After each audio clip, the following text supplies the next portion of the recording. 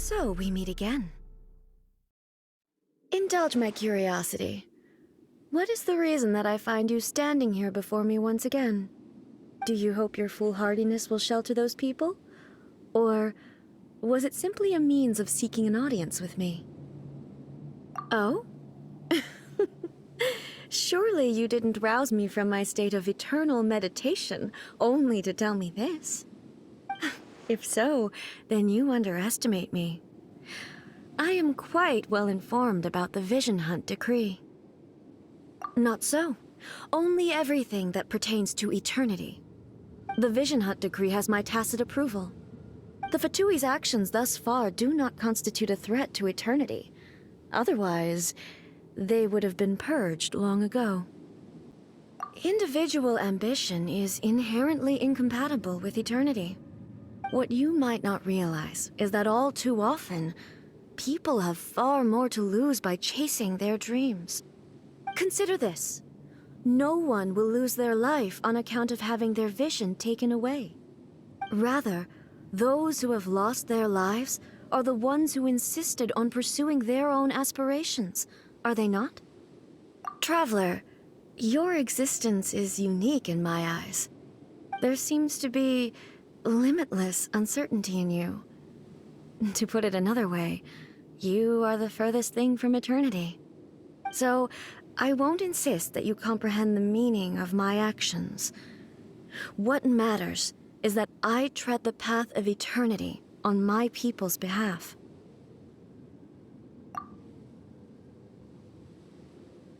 That's right. Huh. I'm surprised you understand it so well. Anyway, you're looking for a chance to shake my will, aren't you?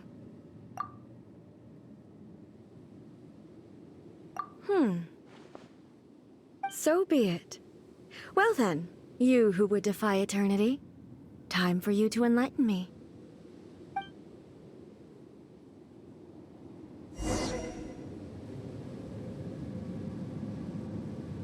Your arrival has brought a deafening static.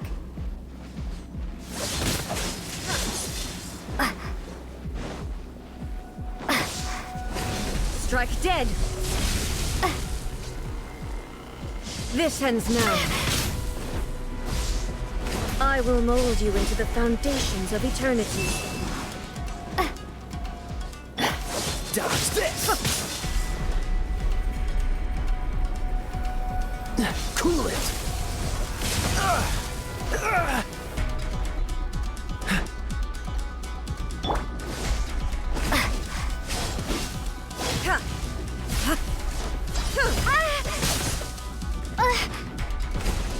Lightning falls on the land of eternity.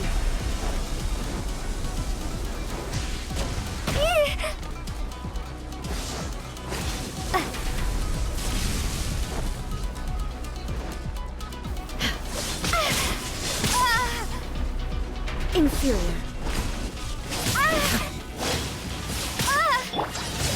Don't push your luck.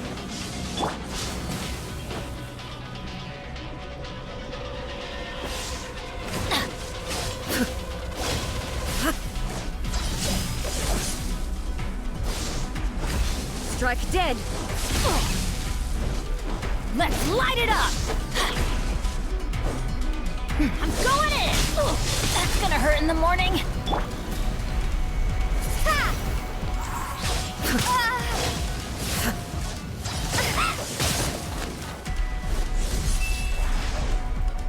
Inferior.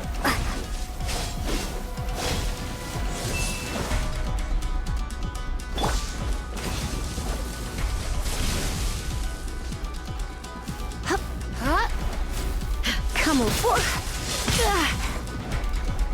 You're in for a little Instabilities shock. will be removed.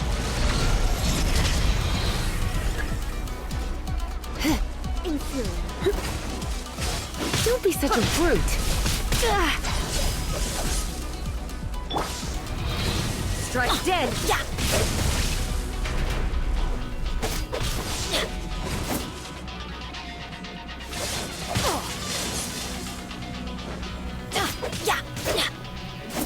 You are an enemy that requires special attention.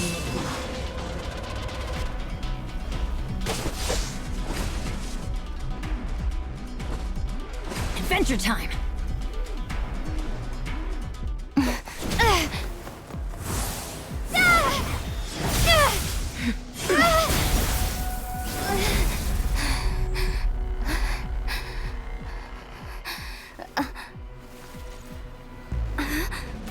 Dear me, aren't you cutting it rather close? Miko, this was your doing? Now. Don't forget who taught you how to place your consciousness in objects. Surely you don't think your ambition alone is enough to shake A's will, do you? Though you alone are here, they too have ambitions, which they long since entrusted to you.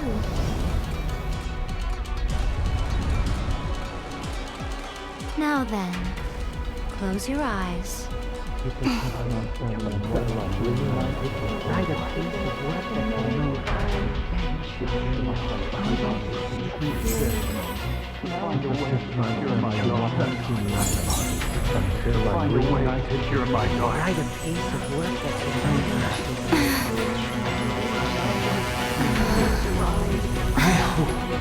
can abolish the Vision Hunt Decree.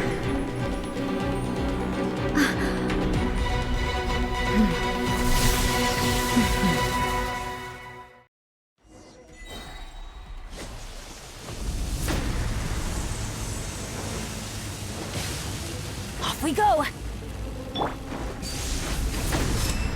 Thunder!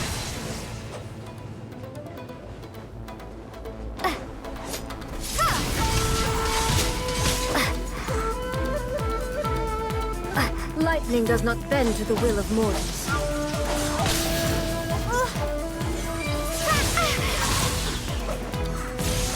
All desire can be broken.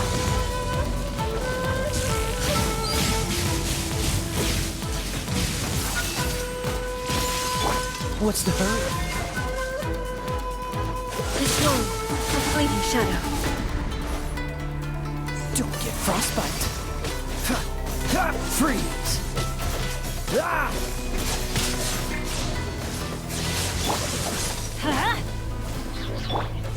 Your verdict is decided. Right. Cool it! Thunder. Ah! Ha! Ha! This one, Why do they fleeting never shadow. miss? Let's light it up!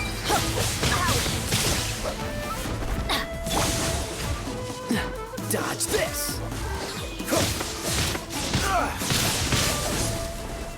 This moment will be frozen in time.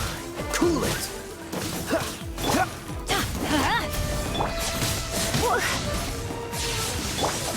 Dodge this! This one, a fleeting shadow.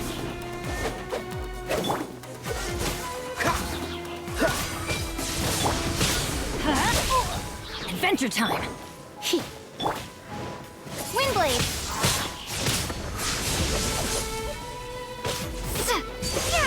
All desire can be broken.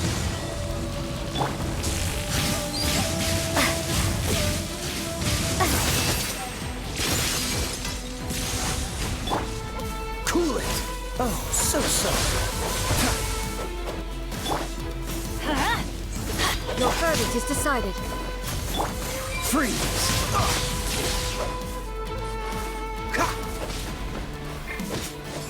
That's gonna hurt in the morning! This one, a fleeting shadow. Dodge this! Ha! Don't get frostbite.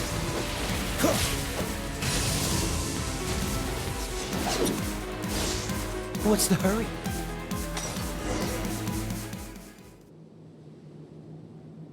You've lost, eh? Yes, I have. Why can you not trust your people, and in the power of their ambitions? These ambitions have transcended space and time. They are something that no one can snuff out. Is this the lesson you learned from your journey in Liyue? There are nations where humans cast their god aside and stride forward. So are we to just abandon the notion of progress For the sake of wishful thinking? You and I have both witnessed the great loss that progress can bring. Eternity. Eternity is the only way. When lightning flashes, it casts a shadow. My name means shadow. With my blade, I purged all obstacles to progress.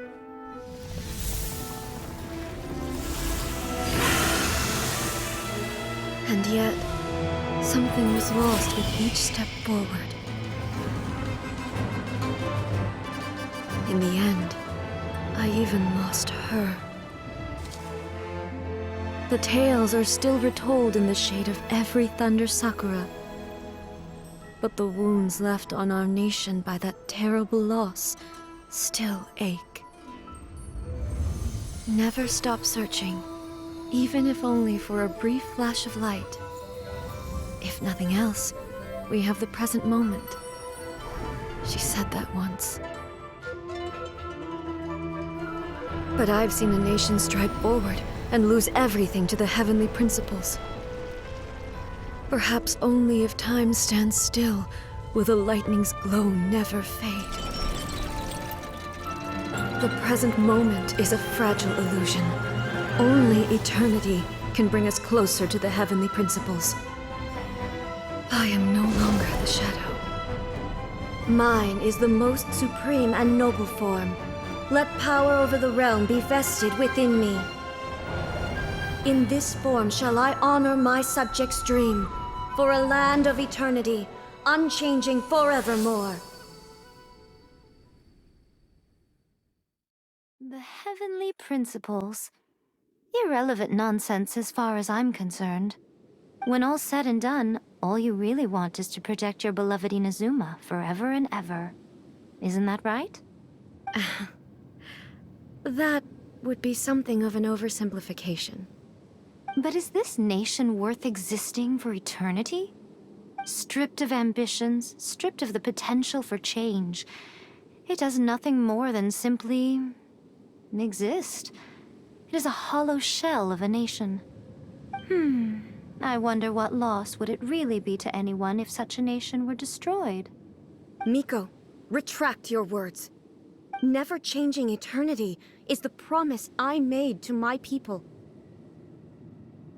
But what your people need from you is not your promises. They want your attention. Your divine gaze. You mean visions? Humans have a lifespan of barely 100 years. They cannot afford to bear any extra losses. But I have experienced it all. That is why I have chosen to guide them along the correct path toward eternity.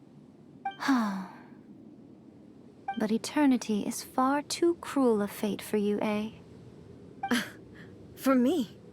Not only have you stopped paying attention to the world, but you have stopped paying attention to yourself. It must have been terribly lonely here, all alone, for centuries on end. But it is necessary. You will miss much by refusing progress.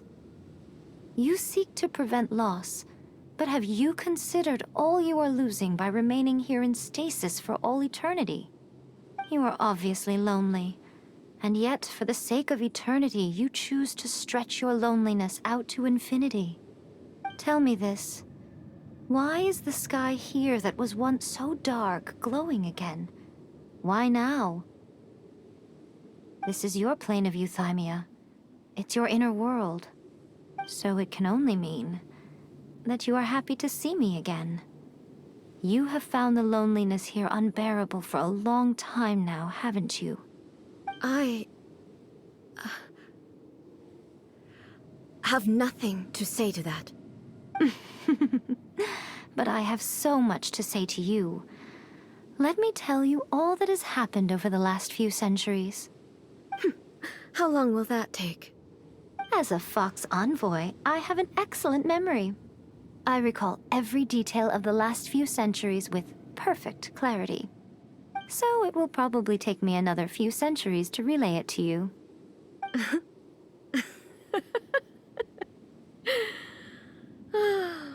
Miko, I never thought I would have the chance to meet with you like this again. Seeing you again is a change to eternity. And a very nice surprise. Since you are willing to admit that, I suppose that means we can still be friends? What a childish conversation this is.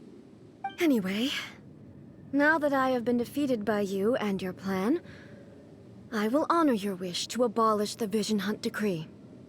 But, with regards to eternity and the question of whether this nation should move forward, I need time to give it some thought. You are the one who's been acting like a child from the very beginning.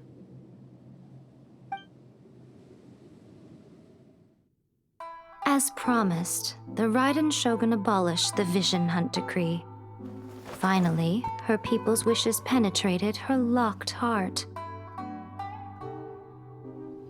Beyond the plane of Euthymia, she saw what eternity means in the eyes of the world. When one's fervent ambition burns brightly, the gods will cast their gaze upon you.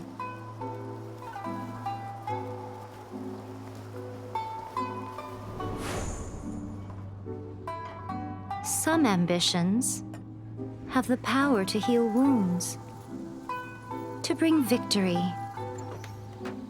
to inspire hope.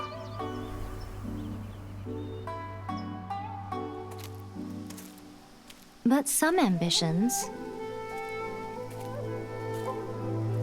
outlive their masters long after the soul ascends. They remain as they were in the beginning.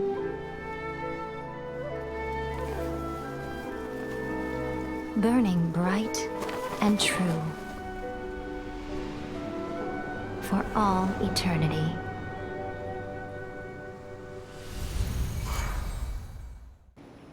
So what did you guys do in the Raiden Shogun's plane of Euthymia anyway?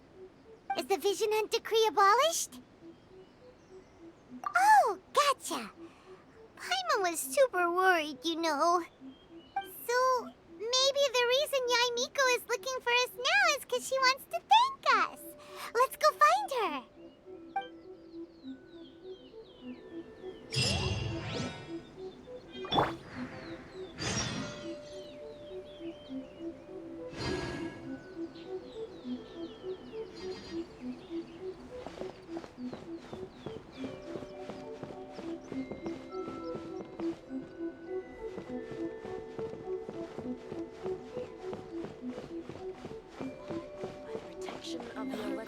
Please, may the blossoms of the sacred Sakura bloom eternally. Why, hello, if it isn't the triumphant traveler. And why might you be visiting the shrine?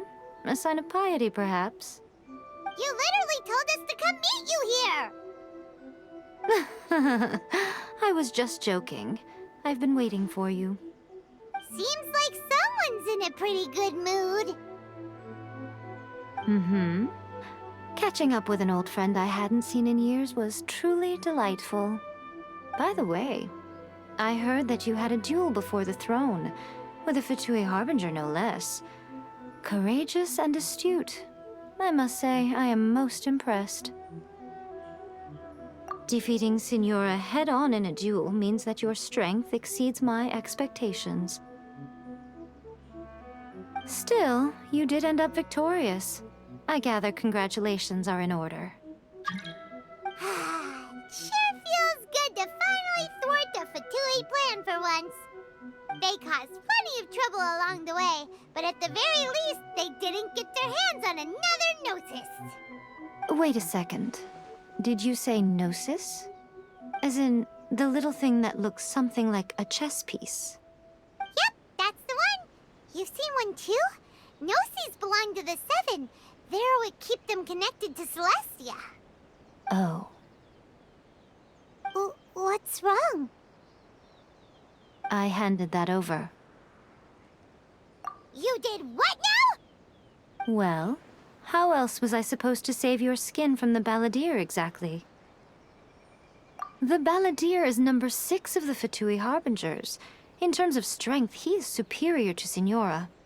I'm not the kind of person who risks life and limb for any old reason. You did... for once, Paimon just does not know what to say. After A created her puppet vessel, she no longer had anywhere to put it. As her erstwhile closest friend, A handed it over to me, and I've kept it in the Grand Narukami Shrine ever since. She no longer needs the power of the Gnosis, and in any case, she tells me she has severed ties with Celestia. Thus the Gnosis became not only useless, but also a potential source of conflict. Is that not a good bargain, exchanging it for the one at the core of the plan? Judging by the results at least, I dare say I struck a good deal. When you put it like that, Paimon has to agree. The Traveler is worth more than a Gnosis. Well, what's done is done, and Paimon heartily thinks we'll be getting it back now. Let's leave the past in the past. So anyway, you still haven't told us why you called us here today. It's to thank you. Really? You intend to travel all over Teyvat, and the time has come for the Inazuma leg of your trip to come to an end, has it not? As a mark of my gratitude, I will answer any questions you may have about the road ahead or the events of the past.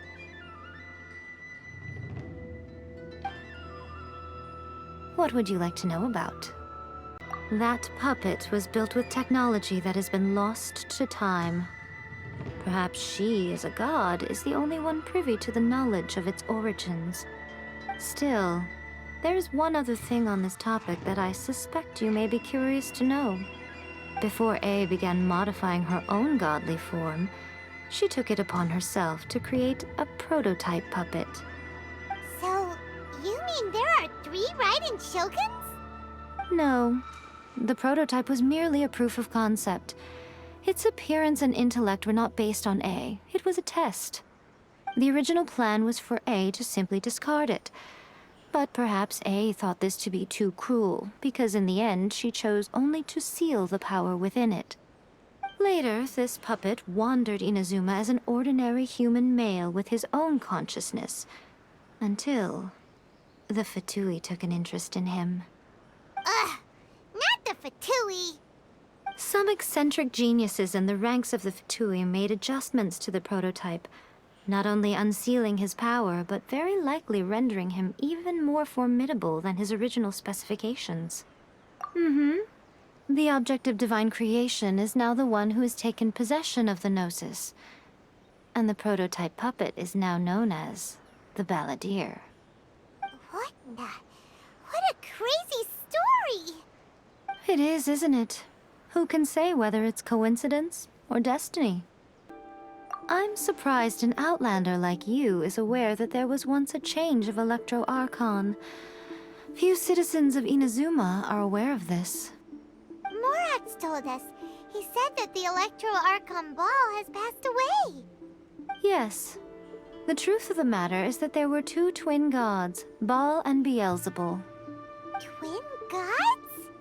They won the Archon War together, and when Baal established the shogunate, Beelzebul became her Kagemusha, or shadow warrior. In other words, she acted as Baal's body double. Beelzebul is A, with whom we are now both acquainted. Baal's name was Makoto. As far as the world was aware, there were not 2, but 1. They complemented each other, and they ruled Inazuma jointly, so there was no need for the public to know the truth. In fact, the name Baal and the title of Raiden Shogun was understood to refer to both of them, right up until... Until what? Makoto died several hundred years ago in a war that I was not personally involved in. Since then, A has assumed the shogunate. Losing her sister must have been super hard on A. That was when A began to change. Makoto was her greatest loss. Paimon feels like she understands A a lot better now after finding that out. So what kind of god was Makoto? I didn't spend a great deal of time with her, but my impression was she was a gentle god, who in each moment cherished the beauty of what was before her. Wow. Sorry, I haven't a clue. I'm also unfamiliar with the god you describe. But if you still have doubts about A, I would say they are misplaced. Not only does she not fit your description, but she voluntarily gave up her gnosis long ago, severing her ties with Celestia in the process. That's good to hear. Otherwise, given that I'm her familiar, it could have made our relationship rather awkward, don't you think? Don't worry, we aren't looking to pick a fight with you. I wish you the best of luck. May you soon discover the truth behind it all. As for your brother's whereabouts, I will use all the resources at my disposal to investigate it, and I will also borrow some of Ayato's people from the Shiumatsuban. I'll let you know if I find out anything. Consider it part of my means of thanking you. After leaving Inazuma, I think it would be easiest for you to go to Sumeru. Ooh, Sumeru! We've run into loads of scholars from there on our journey so far. Yes, well, Sumeru is the land of the god of wisdom, where the quest for wisdom and knowledge is never-ending. But their obsession gives rise to some truly inexplicable things. For example, in Sumeru, knowledge is holistically managed as a resource. Knowledge is a resource? Yes. I don't know whether it was the sages or Lesser Lord Kusanali who came up with the idea. Lesser Lord Kusanali? That's a cute name. Oh, you haven't heard. Lesser Lord Kusanali is the deity in whom the people of Sumeru place their faith. It's their chosen term of endearment for her. I'm sure you must have some things to discuss with her too. I wish you all the best. Are you sure? Okay then. Oh, Traveler, do you still have the omamori I gave you? Keep it safe. Is that all you intend to do with it? There was me thinking that you might hang it around your neck to show off to the world, telling everyone who inquired that it was given to you by none other than Yae Miko, the wise and beautiful. Who in their right mind would do that? Okay, I'll stop. Now, a question for you. Traveler, what is your ambition? I see. But that is merely a small goal, based on what preoccupies you here and now. Your ambition should be something that transcends the world below and the starry sky above. Something that shines in unison with fate itself. Perhaps the reason you do not possess a vision is that such an ambition has yet to be engendered within you. It's a possibility. Continue on your journey, and maybe that moment will come to pass.